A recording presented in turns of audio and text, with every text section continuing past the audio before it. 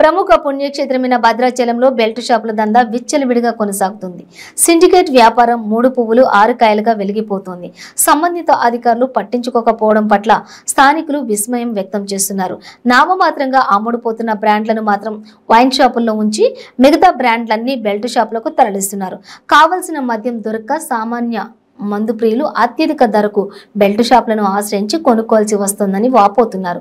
భద్రాచలం పట్టణంలో cinema hall centre మొదలుకొని చెర్ల రోడ్డు, కూనవరం రోడ్డులో గల శుభం ఫంక్షన్ హాల్ ప్రాంతాలలో మొదలుకొని రామాలయం దారిలో కూడా ఎటు చూసినా బెల్ట్ షాపులే దర్శనమిస్తున్నాయి.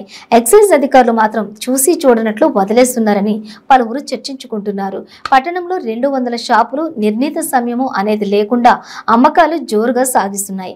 అయితే మద్యం ప్రియులకు కావాల్సిన బ్రాండ్ బ్లాక్ చేసి సిండికేట్ గా దొడ్డిదారులు అధిక ధరలకు క్వార్టర్ బాటిల్పై 30 రూపాయలు అదనంగా వసూలు చేస్తూ బెల్ట్ షాపులను సిండికేట్ వాళ్ళు ప్రోత్సహిస్తున్నారు.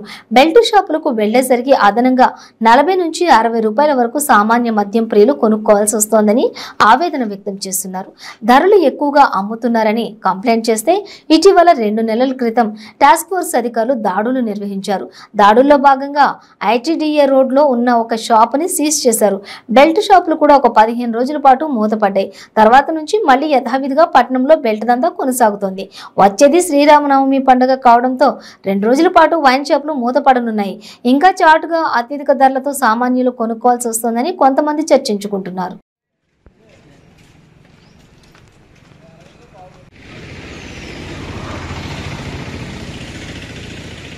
ఈరోజు భద్రాచలం పట్టణంలో మరి విచ్చలవిడిగా మద్యం గొలుసుకట్టు దుకాణాలు ఏర్పాటు చేసి మరి ప్రజల యొక్క ఆరోగ్యాలతో, ప్రజల యొక్క జీవితాలతో మద్యం వ్యాపారులు చెలగాటమాడుతూ ఉన్నారు.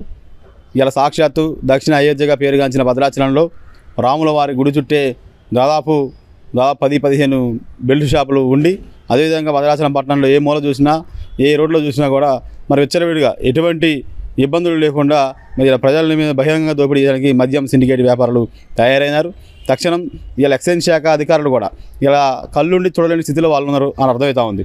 ఇలా భద్రాచలం పట్టణంలో అడ్డగోలుగా మద్యం బెల్ట్ షాపులు పెట్టి నిర్వహిస్తూ ఉంటే మరి అనేక రకాలుగా ప్రజల్ని దోచుకుంటూ ఉంటే ఉదయం పూట లేదు, సాయంత్రం పూట లేదు, అర్ధరాత్రి కూడా మరి ఇలా మద్యం దొరికే పరిస్థితి భద్రాచలంలో ఉంది. అదేవిధంగా స్కూల్ లేదు, బడి లేదు, గుడి లేదు.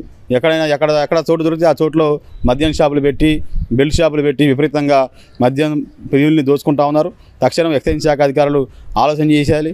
తక్షణం భద్రాచలం పట్టణంలో ఈ మద్యం సిండికేట్ డాన్ కూడా భద్రాచలంలో చెలరేగిపోతా ఉన్నాడు. కాబట్టి ఈ మద్యం సిండికేట్ మీద తక్షణ చర్యలు తీసుకొని, మద్యం వ్యాపారుల మీద కఠినమైన చర్యలు తీసుకొని భద్రాచల పట్టణ పవిత్రతను కాపాడాలని మేము కోరుతా ఉన్నాం.